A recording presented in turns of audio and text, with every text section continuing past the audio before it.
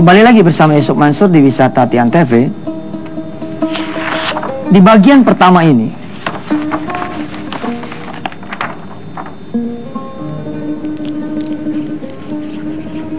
di mana kita mempelajari how to be pengusaha, bagaimana menjadi pengusaha, how to become pengusaha, atau kemudian semua bisa jadi pengusaha.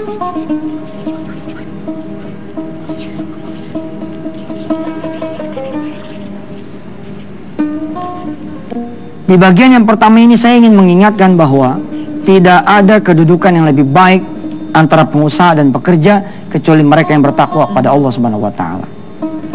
Artinya tidak benar kalau kemudian menjadi pengusaha itu lebih baik daripada jadi pekerja. Itu kalimatnya masih ngeblur. Harus ada komanya gitu. Menjadi pekerja yang saleh akan jauh lebih hebat daripada pengusaha yang tidak saleh. Menjadi pekerja yang rajin sholat malam, sholat doa, senang berbakti kepada orang tua, senang berderma kepada sesama, lebih baik daripada seorang pengusaha yang tidak ingat kanan kirinya, tidak ingat keluarganya, tidak ingat orang tuanya, tidak ingat kepada Allah dan Rasulnya. Ustadz, kalau ada pengusaha yang sama-sama dengan pekerja, artinya dia seorang pengusaha yang juga kemudian banyak amal solehnya, banyak juga kemudian ibadahnya, banyak dermanya, lebih bagus dong daripada pekerja. Menurut saya tidak, sama saja. Asli nggak ada itu klasifikasi berdasarkan kemudian perasaan kita. Perasaan kita dengan jadi pengusaha kita bakal lebih bagus. Bisa apa pengusaha itu kalau kemudian tidak ada pekerja? Jadi jangan merasa kemudian jadi pengusaha lebih baik daripada mereka yang bekerja. Tidak begitu. Maka di bab yang pertama ini, di bagian yang pertama, saya dudukkan dulu otaknya nih. Sehingga maaf ya, seorang tukang cuci piring di warung penyet. Nah, sekalian promosi nah. Tukang cuci piring di warung penyet, apakah dia lebih berharga ketimbang Mas Jody, Mbak Anik, yang diamanahkan oleh Allah sebagai owner? Apakah kemudian seorang tukang cuci piring yang bekerja di warung penyet derajatnya lalu lebih rendah daripada seorang Mas Jody dan Mbak Anik yang diamanahkan oleh Allah menjadi seorang owner daripada warung ini sendiri? Jawabannya adalah tidak sama sekali. Kalau nggak ada yang nyuci piring, bisa jualan. Pelanggan yang kami cintai, hari ini tukang cuci piringnya tidak masuk. Bila Anda berkenan, monggo cuci piring sendiri. Kira-kira gimana tuh? Kira-kira gimana? Artinya apa? Artinya dudukin dulu nih visi misi yang benar. Bukan karena saya nih pengen pengusaha supaya lebih hebat lagi. Nggak begitu, bos. Bahwa kesempatan kemudian orang yang kalau jadi pengusaha bisa jadi lebih banyak lagi daripada pekerja, benar apa tidak? Ini pun saya benerin juga. Nggak bener juga. Emangnya seorang pekerja tidak bisa kemudian dia membangun masjid karena nggak punya duit begitu? Seorang pekerja boro-boro bangun masjid, bangun rumahnya dewek, nggak mampu. Bagaimana dia bangun masjid? Itu karena dia tidak tahu caranya.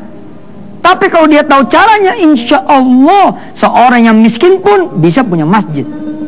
Nggak percaya? Ikutin terus dah acara Wisata Tian TV. Insya Allah kita akan urai satu demi satu. Di bab satu ini, di bagian satu ini, saya ingin mengatakan hal yang ini. Maka tidak ada seorang pengusaha yang bisa menginjak seorang karyawan.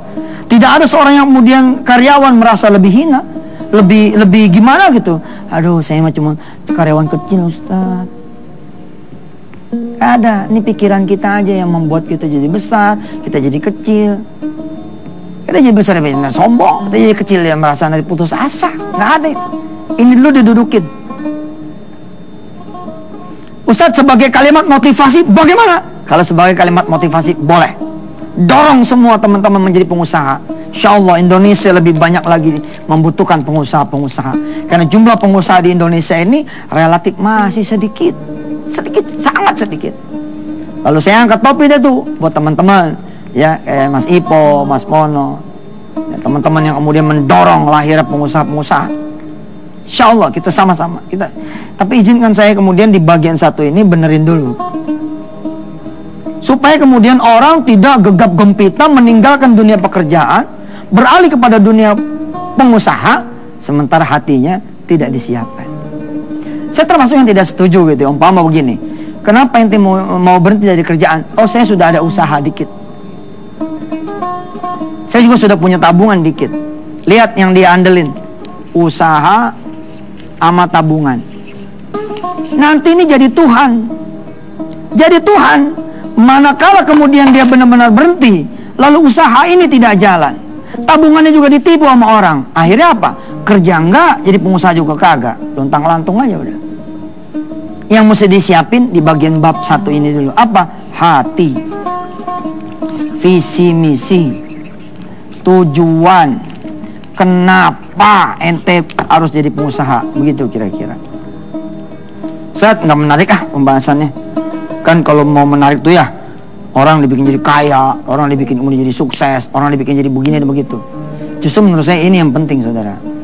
Saat ini bila saudara menjadi seorang karyawan pun, bila saudara punya hati yang bersih, tulus, ikhlas karena Allah, saudara menyadari bahwa saudara ada bagian besar dari satu unit usaha, maka insya Allah kedudukan saudara sama di mata Allah SWT dengan owner dari sebuah perusahaan, owner dari sebuah pekerjaan, owner dari sebuah perniagaan.